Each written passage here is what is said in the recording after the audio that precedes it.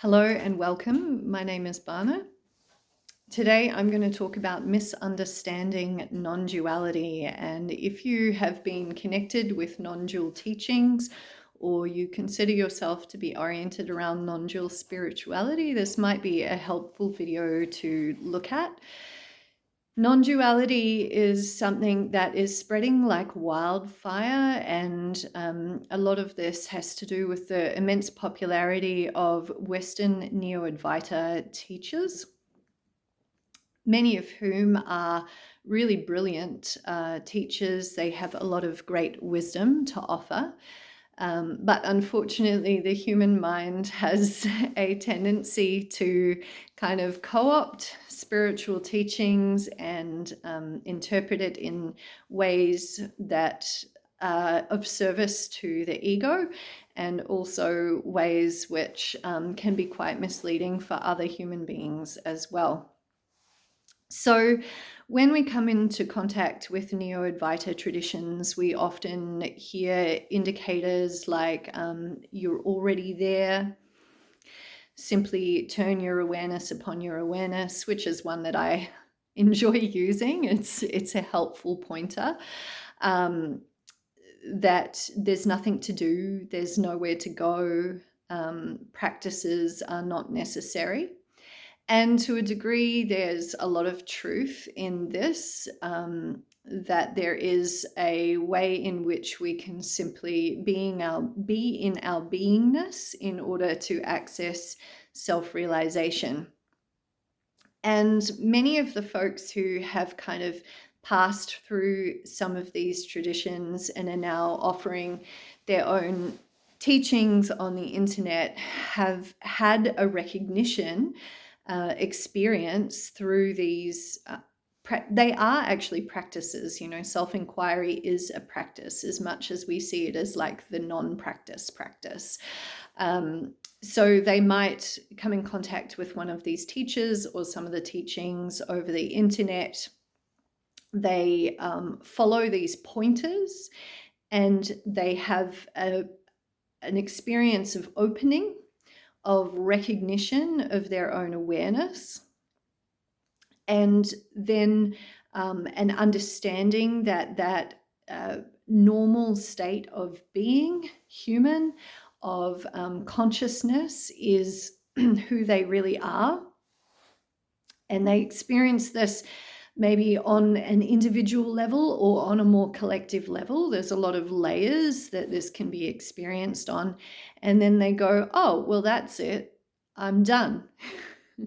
I've had the realization with a capital R, and now I'm able to kind of explain this to other people and go about my life as an awakened person, awakened as in finished. And another kind of stream of this as well is sort of, oh, well, awakening is a farce. It's just all an illusion, which again, to some degree is true. But what is being missed in this dilution or lack of depth of study of the teachings, of understanding, is that actually that recognition is an initial phase of an awakening process that is a true human phenomena, and that leads to much, much deeper places than some of these people believe. And so when we kind of have the perception that our regular human consciousness is it, end of story, I'm awake even with all of my thoughts, yes, and. So let's talk about the end. Recognition is becoming aware of our awareness as the primacy of who we are. But it is not an integration of that truth into our beingness. And I sort of see this as like recognition being we might actually have a genuine lived experience of pure awareness, but that those occur in pockets. And what joins the pockets together to create the illusion of having awakened completely is the intellectual understanding of awareness as the primacy of who we are. So it's like we've got these little islands of genuine pure beingness that are being linked intellectually from an egoic perspective by the knowing, the intellectual knowing of this phenomena, to create the illusion that we're always in an awakened state. Whether the process of awakening is the continual expansion of those islands of genuine pure beingness, so that they become longer in duration and they start to blend together into a stream or a river of awakened consciousness. And then even after this phase of stabilization, where we're kind of blending and being able to join these isolated experiences together more and more and more until they take up most of our human experience, we also have a process whether that needs to be like lived into the being in an embodied way. It can't just be this sort of isolated experience that's going on internally, but that this recognition, this understanding of our unity from an embodied lived experience starts to express itself in the world, and that expression may not actually be teaching. And I think this is where, we get a lot of people who are like jumping on the internet going like, awakening is an illusion and non-duality is a trap, and all of this idea about just do away with practice, do away with spiritual tradition entirely. And it's a real problem, because spiritual tradition and having connection with teachers who have gone through a stabilization and integration process is really essential to making sure that we're not kind of falling into these traps. So a little bit about me at this point is that I am not someone who has completely stabilized and integrated these experiences. I'm on a journey towards that. I do offer guidance to people in how to kind of manage the experiences and that process for themselves, but I'm not offering guidance beyond my realm of capacity. If I encounter someone who actually doesn't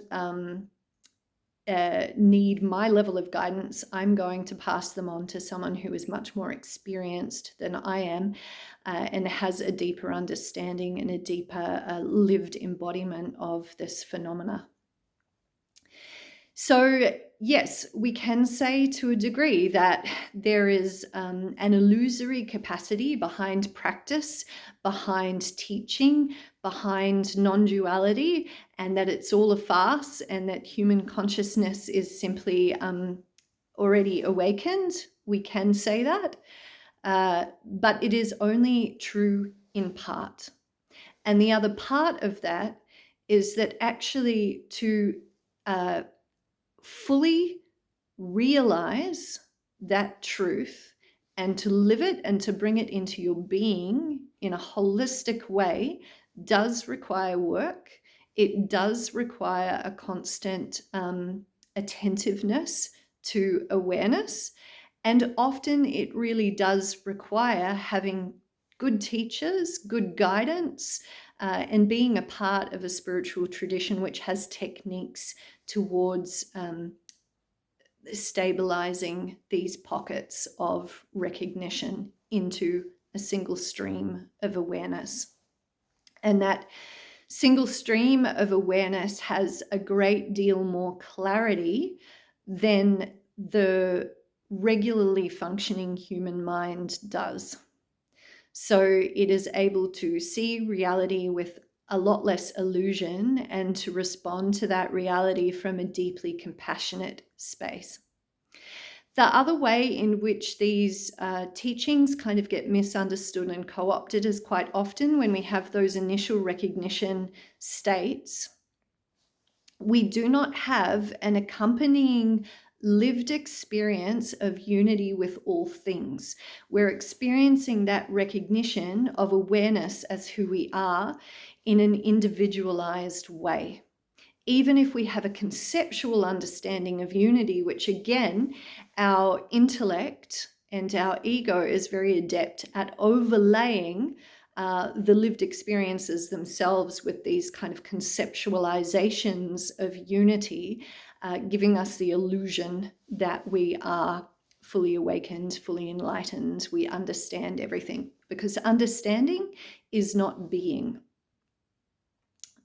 Understanding is with and in being, but it is not being itself.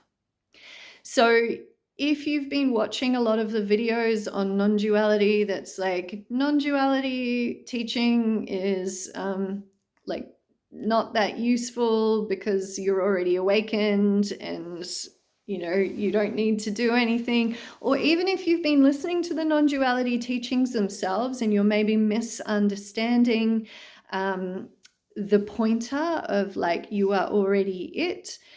Yes, you are already it when you are in it, when you are fully embodied in that experience. But if you are not fully embodied in that experience, then there is work to do.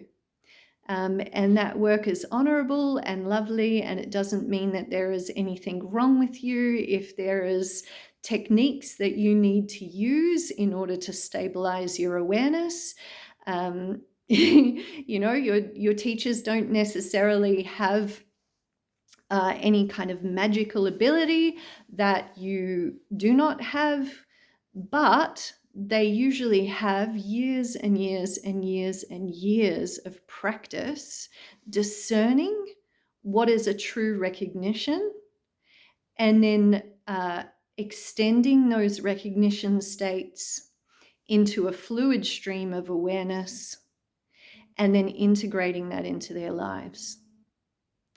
So I hope this is clarifying for you if you've been watching a lot of different videos and opinions. And of course, I'm not an expert on this, but I really trust my teachers and I really trust the discernment that has invited me to make this statement.